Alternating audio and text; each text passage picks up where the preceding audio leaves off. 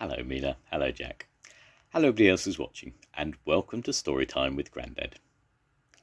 Today's book is from Thomas and Friends, and it is Thomas, Percy and the Funfair. It was the day of the Fat Controller's Funfair.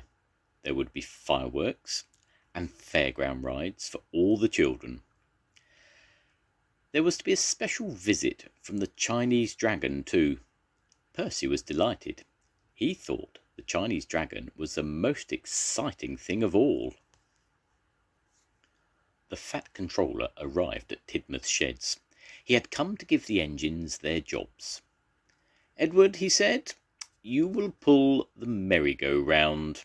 Henry, you will pull the roller coaster. Gordon will take the fairground people, and Toby the bumper cars. James and Emily will take the Ferris wheel, and Thomas," he boomed, "you are to collect the fireworks and the Chinese dragon." "What's my job, sir?" asked Percy, hopefully.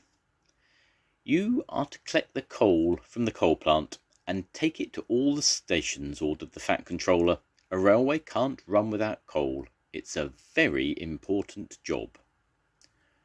All the engines were very excited. All except Percy. He felt very left out. Percy chuffed sadly over to the coal plant. This didn't feel like a very important job at all. When he arrived, there was a long line of trucks. "Wish I was pulling something exciting," he grumbled, "not boring old trucks." So he left the trucks and pulled out of the coal plant. Along the line, Percy met Toby. He puffed past, happily pulling brightly coloured bumper cars. The children in a nearby school clapped and cheered. Then Edward chuffed past with the merry-go-round. The children cheered even louder. Percy thought that Toby and Edward were having a wonderful time doing their jobs. Suddenly Percy had an idea. Maybe Edward and Toby need some help. Helping friends is a much more important than delivering coal, he wished. Percy forgot all about his job collecting the trucks at the coal plant. He steamed away after his friends instead. Toby and Edward had stopped at a red light. "Do you need any help?" Percy peeped. "No, thank you, Percy," said Toby. "We can do it," chuffed Edward. Percy was sad. He wanted to do something for the Funfair too. Then Percy saw James and Emily at a crossing. They were pulling the Ferris wheel. "That looks like fun," thought Percy. "I'm sure they'll need some help." But James and Emily didn't need any help either. Then Percy saw Gordon waiting at a signal. Gordon was pulling the fairground people, but he didn't need any help. "Goodbye, little Percy," he said, and wished away.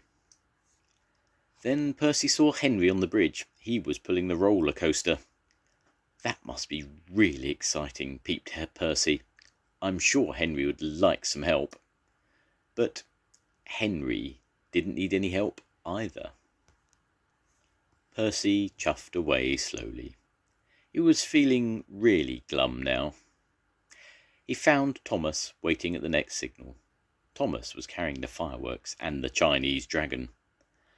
"That looks like the most fun of all," gasped Percy.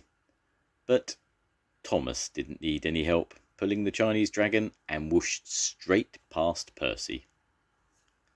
Percy had forgotten all about his important job, and now there was trouble. James was stuck on the line. There was no coal at the stations. He called to Percy. "We've all run out." "Oh no," cried Percy. "If the engines don't get some coal, the Funfair won't open, and it will be all my fault." Percy knew what he had to do. He had to pick up his trucks and take the coal to the stations as quickly as he could. Percy wished all over the island, delivering coal to his friends. Now he was really able to help them. Soon everyone's boilers were bubbling. The engines were back to full speed. They all thanked Percy for his help. "Thank you, Percy," they all whistled. "See you at the Funfair," peeped Thomas cheerfully. It was getting late when Percy finished his last delivery of coal. He arrived at the Funfair just as the fireworks began. The rockets soared high into the sky and the Chinese dragon danced. All the children were delighted. "The Fat Controller was right," tooted Percy. "Delivering coal is a very important job." The end. Goodbye, Mila. Goodbye, Jack. I'll see you soon. Goodbye, everybody. Bye.